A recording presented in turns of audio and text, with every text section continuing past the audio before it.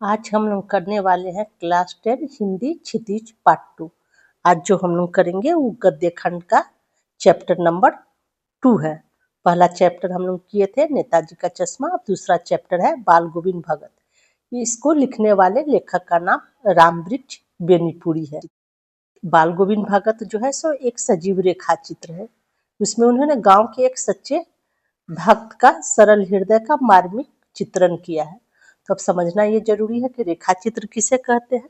तो रेखा चित्र उसे कहते हैं जिसमें किसी व्यक्ति, वस्तु, घटना या भाव का कम शब्दों में ऐसा मर्म स्पर्शी, भावपूर्ण और सजीव चित्रण किया जाए कि पाठक के मन में उसका स्पष्ट चित्र बन जाए।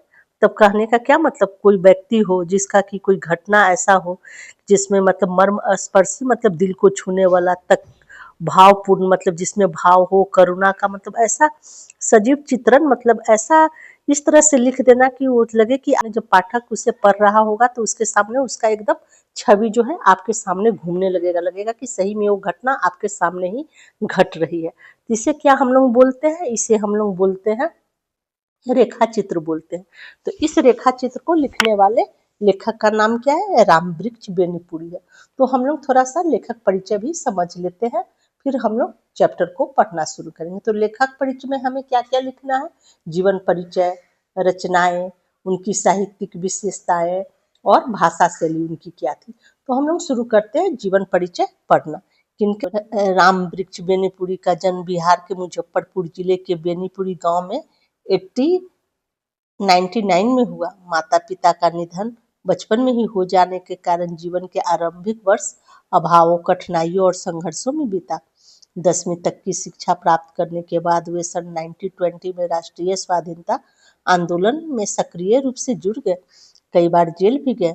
उनका देहावसान सन 1968 में हो गया। तो उनका क्या कहता है कब उनका जन्म हुआ, 1899 में। कहाँ के रहने वाले थे, मुजफ्फरपुर के, बिहार के मुजफ्फरपुर जिला के बेनीपुरी गांव के वो रहने वाले थे। वे 10वीं तक की शिक्षा प्राप्त करने के बाद वे सन 1920 में स्वतंत्रता आंदोलन में उन्होंने भाग लिया, कई बार जेल भी गए। और इनका जो आरंभिक जो जीवन जो था ना सो कठिनाइयों में बीता, क्योंकि इनके कम उम्र में ही इनके माता पिता का निधन हो गया था। और इनका मृत्यु कब होता है, 1968 में। अब इनकी इनकी रचनाएं कौन कौन सी है ये भी हम लोग देख लेते हैं। इनकी रचनाएं में क्या है, पतितों के देश, चिता के फूल, अम्बपाली, माटी की मूर्ति, पैरों में पंख बांधकर, जंजीरें और दीवारें आदि इनकी महत्वपूर्ण रचनाएं हैं। और इनकी साहित्यिक विशेषताएं क्या है, तो इनकी साहित्यिक विशेषताएं में है कि वे अपनी बात पाठकों तक पहुंचाने के लिए विभिन्न उदाहरणों, भावुक प्रसंगों और सूक्त परक वाक्यों का सहारा लेते हैं। वे युवकों का त्याग, बलिदान और कर्म की प्रेरणा देते हैं। बाल गोविंद भगत निबंध में उन्होंने सुंदर ढंग से जीने की कला सिखलाने का प्रयत्न भी किया है। और इनकी भाषा शैली पूर्ण, रोचक और सशक्त है। छोटे छोटे वाक्य, चुटीले विचार, अल्प विरामों का निरंतर श्रृंखला आदि से उनके निबंधों में प्रवाह गुण आ जाता है। वे संस्कृत और तद्भव शब्दों का मिला प्रयोग भी करते हैं। क्या कहा जाता है, उन्होंने अनेक दैनिक, साप्ताहिक एवं मासिक पत्र पत्रिकाओं का संपादन भी किया, जिनमें तरुण भारत, किसान मित्र, बालक, युवक, योगी, जनता, जनवाणी और नई धारा उल्लेखनीय है। इस प्रकार हमें किसी भी लेखक का जो परिचय हमें लिखना होगा तो सबसे पहले क्या लिखना होगा, हमें उनका जीवन परिचय लिखना होगा, फिर रचनाएं, फिर साहित्यिक विशेषताएं, फिर भाषा शैली। तो चैप्टर शुरू करने से पहले थोड़ा सा हम शब्द अर्थ भी समझ लेते हैं, जिससे कि चैप्टर को समझने में आसानी होगी। मंझोला का मतलब क्या होता है, न अधिक लंबा न छोटा, गोरे चिट्टे बहुत गोरे को बोलते हैं। जटाजूट, लंबे बाल वालों की जटायु जो हो, जटाएं जिनकी होती है उसे जटाजूट बोलते हैं। कबीरपंथी, कबीर के पंथ को मानने वाली। कनपट्टी, ऐसी टोपी जो कान के स्थान पर कटी हो। बेडौल, अनगढ़ को बोलते हैं। खरा व्यवहार रखना, सबसे सच्चा व्यवहार रखना। दो टूक बात करना, साफ साफ बात करना, ये सब मुहावरा है। खरा उतरना, सही सिद्ध होना, ये भी मुहावरा है। मठ, आश्रम को बोलते हैं। सजीव, जीवित को बोलते। आषाढ़ महीना का एक नाम है। रिमझिम बारिश की तेज बूंदे को बोलते। समूचा सारा, रोपनी, धान के पौधों को खेत में रोपना। कलेवा, नाश्ता को बोलते हैं। मेघ, खेत किनारे ऊंची मिट्टी के ढेर को बोलते हैं। पुरवाई, पूर्व की ओर से बहने वाली हवा। स्वर तरंग, स्वर की लहर, झंकार, आधी रात को झिंगुरों की आवाज जो होती है उसे बोलते हैं। लिथरे, लथपथ किए हुए, पंक्तिबद्ध, पंक्ति में बंधे हुए। जिन्हें मतलब सीढ़ी को बोलते हैं। हलवाहे, हल चलाने वाले किसाल को बोलते हैं। ताल, संगीत को बोलते हैं। भादो महीना का एक नाम है। अधरतिया, आधी रात को बोलते हैं। दादुर, एक प्रजाति का मेढक है। खंजरी, डफली के आकार का वाद्य यंत्र है। पियवा मतलब पति को बोलते हैं। चिहुक मतलब खुशी से चिल्लाना। कौंध, उठना मतलब चमक उठना। वस्त, बद्धता मतलब सन्नाटा को बोलते हैं। कार्तिक महीना का नाम है। प्रभाती, प्रातः काल गाए जाने वाले गीत को बोलते हैं। मतलब सुबह उठते के साथ जब तक कि उजाला न शुरू होता है, उजाला शुरू होने से पहले जो होता है समय जो होता है, प्रातः का समय जो होता है, उस समय गाए जाने वाले गीत को बोलते हैं। पोखरे, तालाब को बोलते हैं। भिंडे, ऊंची उठी जगह को बोलते हैं। टेरना, ऊंची आवाज में बोलना। भोर, बहुत सुबह को बोलते हैं। लोही लगना, सुबह की लाली। कूस, एक प्रकार की घास है। श्रम बिंदु, पसीने की बूंद। संझा, सांझ को बोलते हैं। करताल, तालिया को बोलते हैं। बोदा, कमजोर को बोलते हैं। पतोहू, पुत्र वधु को बोलते हैं। चिराग, दीपक को बोलते हैं। तल्लीनता, गहराई। क्रियाकर, मृत्यु के बाद निभाने जाने वाली रस्में जो होती है उसे क्रियाक्रम बोलते हैं। तूल करना, अधिक महत्व देना। श्राद्ध, मृत्यु के बाद पितरों की शांति के लिए किया गया कर्म जो होता है उसे श्राद्ध बोलते हैं। टेक, नियम, आदत को बोलते हैं। नेम व्रत, नियम व्रत को बोलते हैं। छिजने मतलब कमजोर होने। तागा टूटना मतलब जीवन की सांसें पूरी होना, मतलब मृत्यु को प्राप्त होना। पंजर, शरीर को बोलते हैं। तो इस प्रकार तो हम लोग शब्द अर्थ चैप्टर का समझ गए। अब हम लोग पढ़ेंगे, चैप्टर को पढ़ना शुरू करेंगे। तो पहले हमें पाठ का सार भी समझना जरूरी है। इसमें 5-6 पॉइंट होगा, जो कि आप इस 5-6 पॉइंट को ध्यान में रखेंगे तो आपको क्या है, एग्जाम के समय ना बस इस पॉइंट को ध्यान में रखना है। आपको चैप्टर की सारी बातें ध्यान में आ जाएगी, जो कि आपको उस समय इसका क्वेश्चन आंसर भी तैयार करना आसानी होगा, क्योंकि एग्जाम के समय इतना समय नहीं होता है कि आप चैप्टर का एक एक लाइन पढ़े। तो आपको बस क्या पॉइंट हो सकता है, नंबर 1 ऊंच नीच का भाव। दूसरा क्या है, बाल गोविंद भगत का व्यक्तित्व कैसा था। तीसरा पॉइंट क्या होगा, गायक भगत। चौथा पॉइंट क्या होगा, कार्तिक और भादो और फागुन के गीत जो होगा। पांचवा पॉइंट में क्या आप लिख सकते हैं, पुत्र की मृत्यु पर नृत्य गान। छठा पॉइंट क्या होगा, बहू की विदाई। और सातवां क्या होगा, बाल गोविंद की मृत्यु। ये सब पॉइंट आप ध्यान में रखेंगे तो आपको सारा चैप्टर का बात आपको ध्यान में आ जाएगा। तो अब हम लोग शुरू करते हैं चैप्टर को पढ़ना। बाल गोविंद भगत रेखा चित्र के माध्यम से लेखक ने एक ऐसे विलक्षण चरित्र का उद्घाटन किया है जो मनुष्यता, लोक संस्कृति और सामूहिक चेतना का प्रतीक है। वेशभूषा या बाह्य अनुष्ठानों से कोई सन्यासी नहीं होता। सन्यास का आधार जीवन के मानवीय सरोकार होते हैं। बाल गोविंद भगत इसी आधार पर लेखक को सन्यासी लगते हैं। यह पाठ सामाजिक रूढ़ियों पर भी प्रहार करता है। इस रेखा चित्र की एक विशेषता यह है कि बाल गोविंद भगत के माध्यम से ग्रामीण जीवन की सजीव झांकी देखने को मिलती है। तब बाल गोविंद भगत कहने का मतलब क्या है, ऐसे व्यक्ति के बारे में बताया गया है जो कि वेशभूषा से भगत नहीं उनके, लेकिन उनका सोच विचार जो है, समझ जो है सो मतलब साधु महात्मा वाला है और सन्यासी वाला है। इसलिए जो लेखक जो है ना सो उन्हें बाल गोविंद को भगत की उपाधि देते हैं। और ग्रामीण जीवन का मतलब इस तरह से वो चित्रण करते हैं कि लगता है कि आंखों के सामने एकदम वो सब सारी घटनाएं घटित हो रही है। तो अब हम लोग चलते हैं, चैप्टर को पढ़ते हैं। बाल गोविंद भगत। बाल गोविंद भगत मझोले कद के गोरे चिट्टे आदमी थे।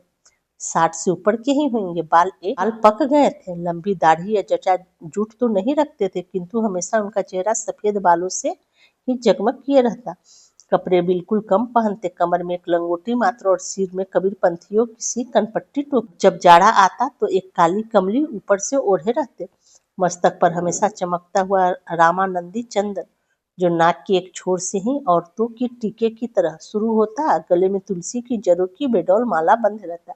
बाल गोविंद भगत जी हैं, उनकी वेशभूषा के बारे में लेखक बता रहे हैं। उनका कैसा कद था, क्या पहनते थे और किस तरह से वो चंदन टीका करते थे और उनके शरीर पर किस तरह से वस्त्र होता था, कैसी टोपी पहनते थे, ठंडा में क्या क्या पहनते थे, ये सब बारे उनके वेशभूषा के बारे में बताते हैं। ऊपर की तस्वीर से यह नहीं माना जाए कि बाल गोविंद भगत साधु थे। नहीं, बिल्कुल गृहस्थ। उनका गृहिणी की तो मुझे याद नहीं, उनके बेटे और पतोहू को तो मैंने देखा था। थोड़ी खेत बाड़ी भी थी, एक अच्छा साफ सुथरा मकान भी था। मतलब अब उस ऊपर के तस्वीर से ऐसा देखने से नहीं मालूम पड़ता है कि वो भगत थे, बाल गोविंद भगत जो थे वो एक गृहस्थ थे। और उनकी गृहिणी मतलब लेखक जो है सो बोल रहे हैं वो उनकी पत्नी को नहीं देखे थे, लेकिन उनके घर में बेटे और पुतोहू को उन्होंने देखा था, जो खेती बाड़ी भी करते थे। एक छोटा सा मकान था, साफ सुथरा मकान था उनका।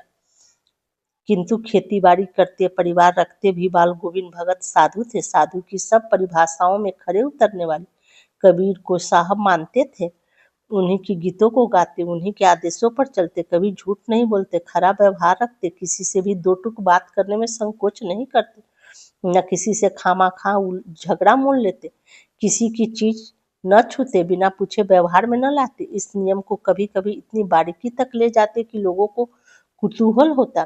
कभी वो दूसरे के खेत में शौच के लिए भी नहीं बैठते। वह गृहस्थ थे, लेकिन उनकी सब चीज साहब की थी। जो कुछ खेत में पैदा होता, सिर पर लाद कर पहले उसे साहब के दरबार में ले जाते, जो उनको घर से 4 कोस दूर पर था। एक कबीर पंथी मठ से मतलब वह दरबार में भेंट रूप रख लिया जाकर प्रसाद के रूप में जो उन्हें मिलता उसे घर लाते और उसी से गुजर चलाते। अब क्या कहते थे, बाल गोविंद भगत जो थे तो क्या करते थे, खेती बाड़ी करते थे।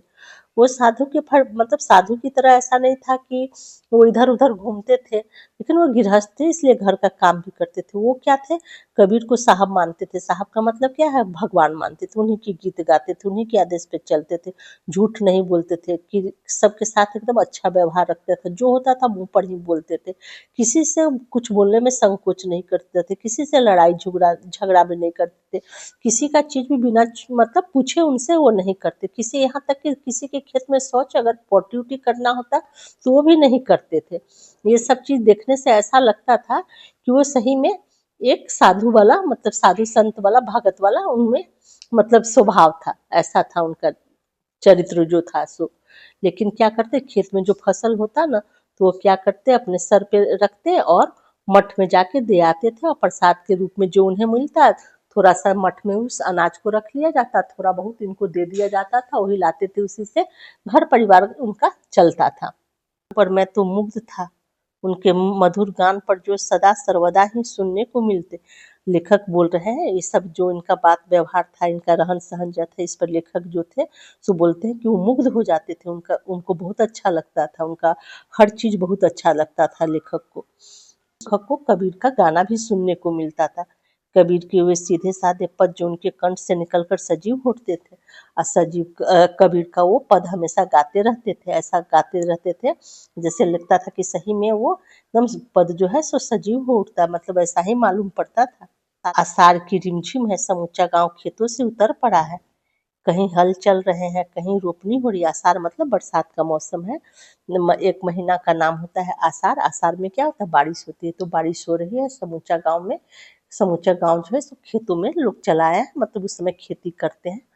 तो कहीं रोपनी हो रही, मतलब धान की जो खेती होती है ना, सारे मंथ में उसका रोपनी किया जाता है। वजह से बच्चे ना उसमें मिट्टी में खेलते रहते हैं, और औरतें कलेवा लेकर मेड़ पर बैठी हैं, मतलब खेत के किनारे ऊंची मिट्टी के जो ढेर होते हैं ना उसे मेड़ बोलते हैं। तो वहाँ जो है सो उनकी पत्नी सब कलेवा मतलब नाश्ता लेकर बैठी रहती है, कि अब वो लोग आएंगे तो नाश्ता करेंगे। तो रोपनी करने के बाद आसमान बादल से घिरा है, धूप का नाम नहीं है, ठंडी पुरवाई चल रही है। ऐसे ही समय आपके कानों में एक स्वर तरंग झंकार सी कर उठी, यह क्या है, यह कौन है, यह पूछना न पड़ेगा। अब बादल से पूरा आसमान भरा हुआ है, धूप नहीं है, हवा चल रही है, ऐसे ही में कोई मधुर गाना सुनने को मिल रहा है, कान में सुनाई पड़ रहा था। सबको पूछ रहा है यह क्या है, कौन है। बाल गोविंद भगत समूचा शरीर कीचड़ में लिथरे अपने खेत में रोपनी कर रहे हैं। बाल गोविंद भगत का पूरा शरीर जो है कीचड़ से लपटा हुआ है और अपने खेत में रोपनी कर रहे हैं। उनकी उंगली एक एक धान के पौधे को पंक्तिबद्ध खेत में बिठा रही है, और एक एक लाइन में उनका जो उंगली है सो धान के पौधों को लगा रहे हैं, मतलब बिठा रहे हैं। उनका कंठ एक एक शब्द को संगीत के जीने पर चढ़ाकर कुछ को ऊपर स्वर की ओर भेज रहा है, और कुछ को इसी पृथ्वी को मिट्टी पर खड़े लोगों को कानों की ओर। बच्चे खेलते हुए झूम उठते हैं, मेड़ पर खड़ी औरतों के होठ कांप उठते हैं, वे गुनगुनाने लगती हैं, हलवाहों के पैर ताल से उठने लगते हैं, रोपनी करने वाले की उंगलियां एक अजीब क्रम में चलने लगती हैं। बाल गोविंद भगत का क्या संगीत है या जादू। उनका गाना इस प्रकार से होता था कि लगता था मानो कुछ आवाज इतना ऊपर उठता था कि लगता था कि स्वर्ग में जा रहा है। कुछ आवाज जब उसका आवाज का जो तान जो होता था कम होता था तो लगता था कि जमीन पे जा रहा है। और औरतें सब जो बैठी रहती थी वो गुनगुनाने लगती थी। और हलवाहा सब जो थे, किसान सब जो थे, उनके भी पैर ताल पर उठने लगते थे, रोपनी करने लगते थे, एक क्रम में रोपनी करते थे। ऐसा लगता था बाल गोविंद भगत का यह संगीत है या जादू, मतलब इस तरह से जादू चारों, उनका संगीत का जादू चारों तरफ बिखर बिखर जाता था, बिखेर देते थे। भादों की यह अंधेरी अधरतिया, अभी थोड़ी ही दूर पहले मूसलाधार वर्षा खत्म हुई। बादलों की गरज बिजली की तरफ में अपने आपने कुछ नहीं सुना, किंतु अब झिल्ली की झंकार या दादरू की टरटर बाल गोविंद भगत के संगीत को अपने कोलाहल में डुबो नहीं सकती है। भादों का आषाढ़ मंथ बीत जाता है, उसके बाद भादो आता है। तो मंथ में भी क्या होता है, बारिश होता है। तो उस मंथ में क्या होता है, रात एकदम अंधेरा रहता है। तो आधे रात की बात बता रहे हैं। इस समय बारिश हो रही है, मूसलाधार बारिश हो रही है, बादल की गरज बिजली की तरफ सुन, मतलब अब कुछ ऐसा नहीं सुनाई दे रहा, किंतु अब झिल्ली जो एक प्रकार का इंसेक्ट है, झिल्ली झिंगुर जिसको बोलते हैं, और दादू जो एक प्रजाति का मेढक होता है, झिंगुर का आवाज, मेढक का आवाज, टटर का आवाज जो है सो चारों तरफ सुनाई दे रहा है। साथ में बाल गोविंद भगत का भी आवाज उसी में सुनाई दे रहा है, संगीत का आवाज। उनकी खजड़ी डिमक डिमक बज रही है और गा रहे हैं, गोदी में पियवा चमक उठे सखिया चिहुक उठे ना। हाँ, पिया तो गोद में ही है, किंतु वह समझती है वह अकेली है। चमक उठती है, चिहुक उठती है। उसी भरे बादलों वाले भादों की आधी रात में उनको यह गाना अंधेरे में अकस्मात कौंध उठने वाली बिजली की तरह किसे न चौंका देता। अरे अब सारा संसार निस्तब्धता में सोया है, बाल गोविंद भगत का संगीत जाग रहा है, जगा रहा है। तेरी गठरी में लागा चोर मुसाफिर जाग के। अब उस रात में क्या होता है, आधी रात के समय ना बाल गोविंद भगत जो है सो गाना गा रहे हैं। वो गाना क्या गा रहे हैं, गोदी में पीवा चमक उठे सखिया। तब खुशी के मारे पत्नी खुशी से चिल्लाना, मतलब पति के लिए। और अचानक से वो कांप उठती है और समझती है कि उसी भरे बादलों वाले भादों की आधी रात में उनका यह गाना इस प्रकार से कौंध जाता है। गाना सुन के क्या होता है, बाल गोविंद का जो गाना सुन के पूरे गांव का लोग भी है ना जगे रहते हैं, उनकी गाना सुनते रहते हैं। तो दो तरह का वो गाना गाते हैं। एक क्या है वो गाना का, गोदी में पीवा, दूसरा क्या गाना गा रहे हैं, तेरी गठरी में लगा चोर मुसाफिर जाग जरा। इस प्रकार पूरे रात भादों की रात में उनका गाना गाते हुए अपना वो समय बिताते हैं। कार्तिक आया नहीं कि बाल गोविंद भगत की प्रभातियाँ शुरू हुई। अब जब कार्तिक मंथ था तो बरसात जाता है, तो कार्तिक मंथ आता है, तो उस समय क्या होता है, बाल गोविंद भगत की जो है प्रभातियाँ, मतलब सुबह उठ के गाना गाते हैं तो वो शुरू हो जाती है, जो फागुन तक चला करती है। जो फागुन मतलब एक फागुन मंथ का भी नाम है। होली उली के समय का जो होता है, बसंत के बाद का जो समय होता है उसे फागुन बोलते हैं। तो कार्तिक मास से शुरू होता है, फागुन तक उनका वो प्रभाती चलते रहता है। इन दिनों वह सवेरे ही, वह न जाने किस वक्त जगकर वह नदी स्नान को जाते। गांव से 2 मील दूर वहां से नहा धोआ कर लौटते और गांव के बाहर ही पुखड़े के ऊंचे भीड़े पर अपनी खंजरी लेकर जा बैठते और अपने गाने टेरने लगते। मैं शुरू से ही देर तक सोने वाला हूँ, किंतु एक दिन जब माघ की उस दांत किटकिटाने वाली भोर में भी उनका संगीत मुझे पोखरे पर ले गया था। अभी आसमान के तारों के दीपक बुझे नहीं थे। अब लेखक क्या बोल रहे हैं कि मतलब लेखक तो देर तक सोते थे, जल्दी नहीं उठते थे, मतलब देरी से उठते थे। और माघ का समय क्या होता है, ठंडा बहुत ज़्यादा पड़ता है, इतना कि दांत उस ठंड में तो सुबह सुबह उठ के क्या करते थे, नदी में स्नान करने के लिए वो चले जाते थे, बाल गोविंद भगत जो। तो लेखक भी क्या किया, उनका गाना सुन के ना उनके पीछे पीछे क्या करते हैं ना, वो भी पोखरे पर चले जाते हैं। तो उस समय का जो वर्णन है सो कैसा वर्णन है, सो कह रहे हैं, आसमान के तारों, आसमान में तारा अभी निकला ही हुआ था, मतलब इतना सुबह था, उस मतलब उजाला नहीं हुआ था, मतलब आसमान में तारा भी दिखाई दे रही थी। अब पूरब में लूही लग गई थी, मतलब लालिमा भी निकल रहा था सूरज के लिए। शुक्र तारा और बढ़ा रहा था, बगीचा घर सब पर कुहासा छा रहा था, सारा वातावरण अजीब रहस्य से आवृत मालूम पड़ता था। क्या होता है, ठंड के समय कुहासा भी चारों तरफ फैल जाता है ना, तब धुंधला धुंधला हो जाता है। उस रहस्यमय वातावरण में एक कुश की चटाई पर पूरब मुंह काली कमली ओढ़े बाल गोविंद भगत अपनी खिंजरी लिए बैठे थे। उस समय भी क्या करे, फूस की चटाई पर अपने पूरब दिशा में मुंह किए, काला कंबल ओढ़े, बाल गोविंद भगत अपनी खंजरी, एक प्रकार का वाद्य यंत्र बजाने वाला होता है, उसे खंजरी लिए हुए बैठे थे, मतलब खंजरी उसको बोलते हैं। वाद्य यंत्र बजाने वाला जो होता है ना, उसे खंजरी बोलते हैं। तो वो बाल गोविंद भगत लेके वो चटाई पर बैठे हुए थे। उनके मुंह से शब्दों का तांता लगा था, उनकी उंगलियां खंजरी पर लगातार चल रही थी। गाते गाते इतने मस्त हो जाते, इतने सुरूर में आते, उत्तेजित हो उठते कि मालूम होता अब खड़े हो जाएंगे। कमली तो बार बार सिर के नीचे सिरक जाती। मैं जाड़े से कपकपा रहा था, लेखक बोल रहे हैं, किंतु तारे की छांव में भी उनके मस्तक के श्रम बिंदु जब तक चमक ही पड़ते। और वो बजाते बजाते क्या होता ना, इतने वो मस्त हो जाते थे कि बजाने में और गाने में क्या होता है ना, श्रम लगता है ना, तो उस पर क्या होता है ना, श्रम बिंदु मतलब पसीना की बूंद उनके माथे पे चमक पड़ती थी। और लेखक जो है सो ठंड में खड़े खड़े कपकपा रहे थे और उनकी गाना सुन रहे थे। गर्मियों में उनकी संध्या कितनी उमस भरी शाम को न शीतल करती। अपने घर के आंगन में आसन जमा बैठते। गांव के उनके कुछ प्रेमी भी जुट जाते, खंजरियों और करतालों की भरमार हो जाती। एक पद बाल गोविंद भगत कह जाते, उनकी प्रेमी मंडली उसे दोहराती तिहराती, धीरे धीरे स्वर ऊंचा होने लगता। एक निश्चित ताल, एक निश्चित गति से उस ताल स्वर के चढ़ाव के साथ श्रोताओं के मन में भी ऊपर उठने लगते। धीरे धीरे मन तन पर हावी हो जाता। होते होते एक क्षण ऐसा आता कि बीच में खंजरी लिए बाल गोविंद भगत नाच रहे हैं और उनके साथ ही सबके तन मन नृत्यशील हो उठते। सारा आंगन नृत्य और संगीत से ओतप्रोत होता।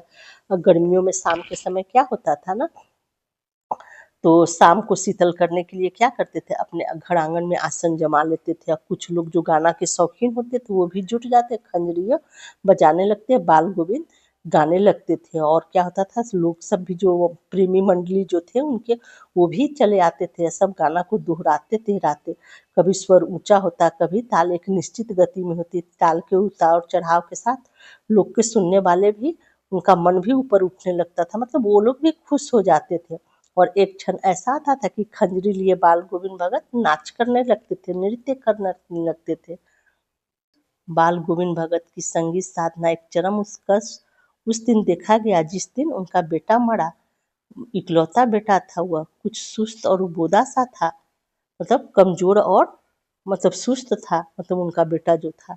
लेकिन जब देखने को मिला कि तब लेखक उस समय जब बाल गोविंद भगत को देख रहे हैं तो उनको लेखक समझ नहीं पा रहे हैं बाल गोविंद भगत को।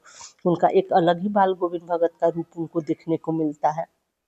किंतु इसी कारण बाल गोविंद भगत उसे और भी मानते। उनकी समझ में ऐसे आदमियों पर ही ज्यादा नजर रखनी चाहिए या प्यार करना चाहिए, क्योंकि ये निगरानी और मोहब्बत के ज्यादा हकदार होते हैं। बड़ी सास से उसकी शादी कराई थी अपने बेटे के बारे में, उनके बेटे के बारे में लेखक बता रहे हैं। पतोहू बड़ी ही सुबह और सुशील मिली थी। पतोहू जो थी सो बड़ी अच्छी और सुशील थी।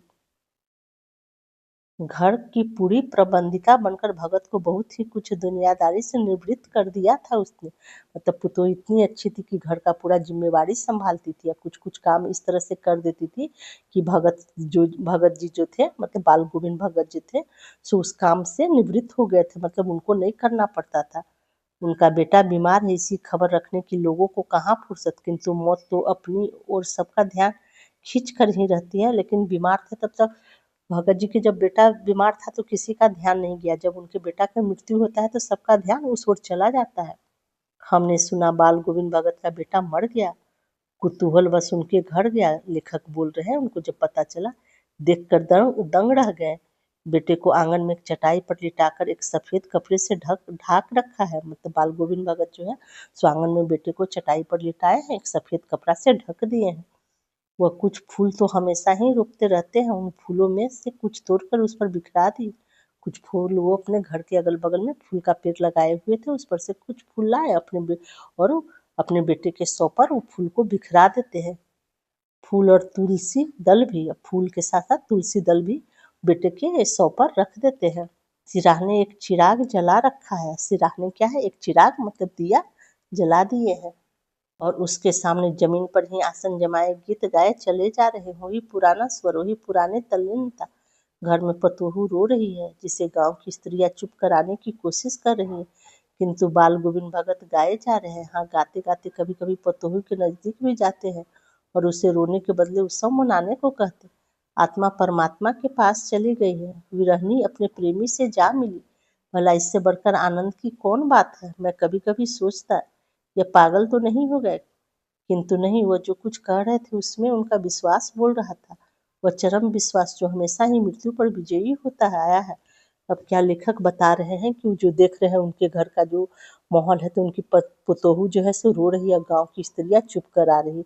गोविंद भगत जो है सो गीत गाए जा रहे हैं। पुतोहू के पास जाते हैं, उसको बोलते हैं कि मत रो, ये तो मृत्यु जो हुआ है सो आत्मा जो है सो परमात्मा से मिलने गया है, तो बहुत अच्छा समय है, तो रोने के बदला तुम उत्सव मनाओ। और बोल रहे हैं कि आनंद की बात है। तो लेखक सोच रहे हैं कैसी आनंद की बात है, किस तरह की ये बात करते हैं। कभी कभी लेखक को क्या लगता है बाल गोविंद के बारे में, बाल गोविंद के बारे बारे में क्या लेखक सोचते, कहीं ये पागल तो नहीं हो गया। फिर कुछ सोच विचार करते हैं तो उन्हें लगता है कि उनका विश्वास जो है सो हमेशा मृत्यु पर विजयी होता आया है। मतलब वो जो कुछ बोल रहे थे, बाल गोविंद भगत जो कुछ बोल रहे थे, तो उसमें लग रहा था कि उनका कुछ विश्वास बोल रहा था। वह चरम विश्वास जो हमेशा मृत्यु पर विजयी होता है। बेटे की क्रियाक्रम में तुल नहीं किया, पतोहों से ही आग दिलाई उसकी। अब बेटा का क्रियाक्रम में मतलब होता है ना कि पुरुष ही आग देते हैं ना, तो लेकिन इस समय वो क्या करते हैं ना, अपनी पतोहों से ही आग दिलवाते हैं। किंतु ज्यों ही श्राद्ध की अवधि पूरी हो गई, पतोहों के भाई को बुलाकर उसके साथ कर दिया, यह आदेश देते हुए कि इसकी दूसरी शादी कर देना। इधर पतोहू रो रो कर कहती है, मैं चली जाऊंगी तो बुढ़ापे में कौन आपके लिए भोजन बनाएगा, बीमार पड़े तो कौन एक चुल्लू पानी भी देगा। मैं पैर पड़ती हूँ, मुझे अपने चरणों से अलग नहीं कीजिए। लेकिन भगत का निर्णय अटल था, तू जा, नहीं तो मैं ही इस घर को छोड़कर चल दूंगा। यह थी उनकी आखिरी दलील, और इस दलील के आगे बेचारी की क्या चलती। जब बेटा का श्राद्ध वगैरह ये सब हो जाता है तो पतोहू को भाई को बुलाते हैं और बोलते हैं कि इसको लेके जाओ और उसकी दूसरी शादी कर देना। पतोहू जो है सो जाने को तैयार नहीं होती। उसे होता है कि बुढ़ापे में कौन उनके लिए भोजन बनाएगा, अगर बीमार पड़ जाएंगे तो कौन उन्हें पानी देगा। फिर अपने ससुर का जो है सो अपने बाल गोविंद भगत का पैर पकड़ के बोलती है कि हमें मत भेजिए, मैं यहीं पर पड़ी रहूंगी और आपकी सेवा करूंगी। तो बाल गोविंद भगत क्या बोलते, अगर तू नहीं जाएगी तो मैं ही इस घर को छोड़ के चला जाऊंगा। तो इसकी वजह से क्या होता है ना, उनकी पतोहू जो है सो अपने भाई के साथ चली जाती है। बाल गोविंद भगत की मौत उन्हीं के अनुरूप हुई। वह हर वर्ष गंगा स्नान करने जाते, स्नान पर उतनी आस्था नहीं रखते कि जितना संत समागम और लोक दर्शन पर पैदल ही जाते। करीब 30 कोस पर गंगा थी। साधु को संबल लेने का क्या हक है, और गृहस्थ किसी से भिक्षा क्यों मांगे। अतः घर से खाकर चलते तो फिर घर पर ही लौट कर खाते। रास्ते भर खंजरी बजाते गाते, जहाँ प्यास लगती पानी पी लेते। 4-5 दिन आने जाने में लगते। किंतु इस लंबे उपवास में भी वही मस्ती। जब बुढ़ापा आ गया था, किंतु टेक वही जवानी वाली। इस बार लौटे तो तबीयत कुछ सुस्त थी, खाने पीने के बाद भी तबीयत नहीं सुधरी। थोड़ा बुखार आने लगा, किंतु नेम व्रत तो छोड़ने वाले नहीं थे। वही दोनों जून गीत, स्नान ध्यान खेती बाड़ी देखना दिन दिन छीजने लगे थे। लोगों ने नहाने धोने से मना किया, आराम करने को कहा, किंतु हंसकर टाल देते रहे। उस दिन भी संध्या में गीत गाए, किंतु मालूम होता जैसे तागा टूट गया हो। माला का एक एक दाना बिखरा हुआ। भोर में लोगों ने गीत नहीं सुना, जाकर देखा तो बाल गोविंद भगत नहीं रहे, सिर्फ उनका पंजर पड़ा था। अब बाल गोविंद भगत का कैसे मृत्यु होता है ये सब इसमें लेखक बता रहे हैं कि वह हर वर्ष क्या करते थे ना, बाल गोविंद भगत जो थे सो गंगा स्नान करने जाते थे और पैदल ही जाते। अब कितना दूर था उनके घर से, 30 कोस पर गंगा मतलब नदी था, तो वहाँ वो स्नान करने जाते थे।